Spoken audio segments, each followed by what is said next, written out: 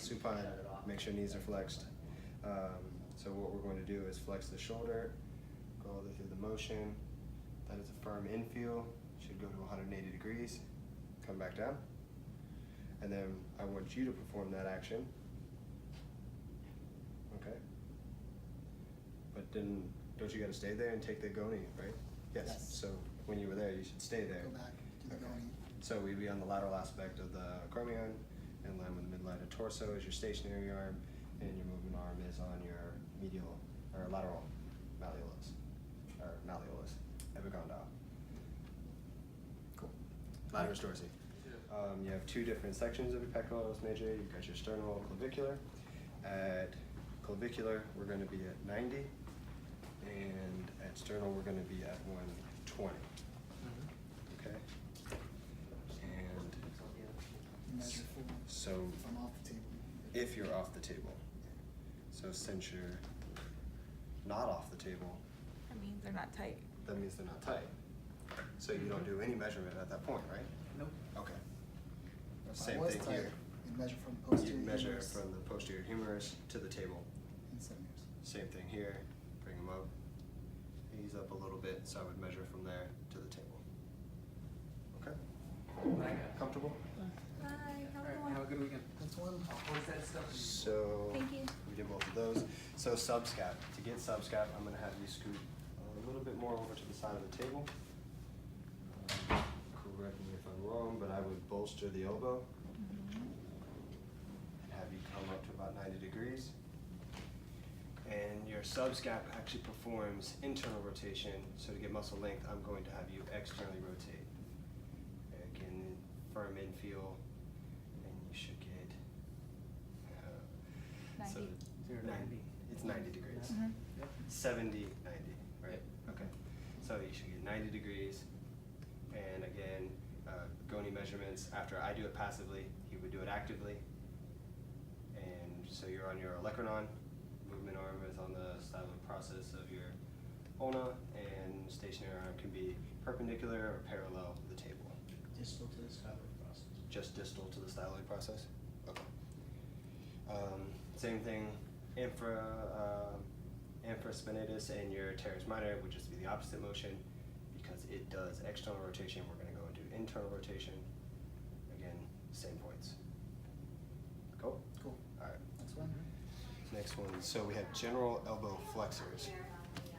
So we're gonna bolster just under, or just, how would you say, just proximal to the elbow.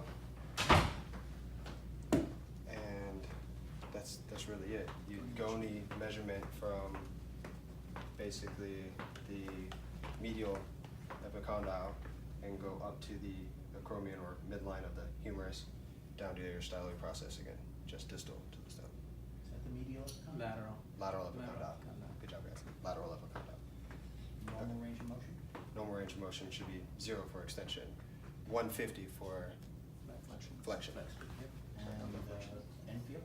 Infield for flexion is soft tissue, Yep. approximation. But you're doing this in extension? Extension, so that's hard. Bony. Bony. Or- Bony Okay. part. Okay, so next we're going to tease out the biceps brachii. So I'm gonna have you scoot over to this side of the table with your shoulder just off the edge a little bit, okay? And to get that muscle teased out, I'm gonna have you extend, and then pronate. And then, Goni measurements. and we take the same goni. Okay, so the same measurements for the goni. We go off of the lateral malleolus to the lateral acromion or midline of the humerus and to the styloid process. Alright, come on. Cool. I thought you were starting to shake there a little bit. Alright, biceps brachii. So general elbow extensors. So supine, humerus supported with a towel. So yeah, that's when you would do the opposite. So we'd go into flexion for this one. So passive range of motion would be here. I'd have him perform that action, and then take a goni here and him in flexion, and that's gonna test your tricep extension. What's infield? The infield for, Soft. yeah, soft. Normal range of motion of elbow flexion? said 150, right? 0 to 150. So, boom.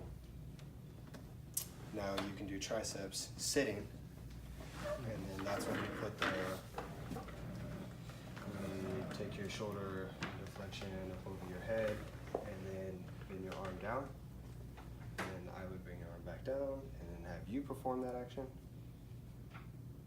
Yep, and then take the go-to measurement there. Again, same landmarks, soft 150. Okay, go ahead and relax. So now we're going into flexors of the wrist and extensor of the wrist. So then we want you sitting in a chair. Let me grab a chair. Closest one is right here.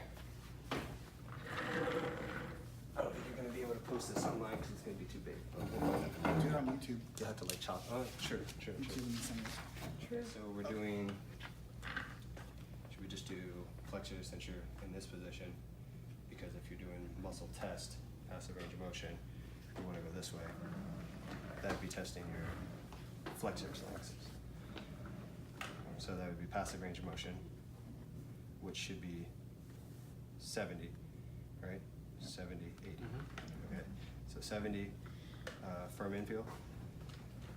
And then you would perform the action, and I would be just distal to the styloid process. Inline movement arm is in line with your fifth metacarpal, and stationary arm is going back to your lateral malleolus. Epicondyle. I keep saying malleolus. Yeah, you keep saying You can edit that I out. think, none of this. You Yeah. can do it with or without a towel. Alright.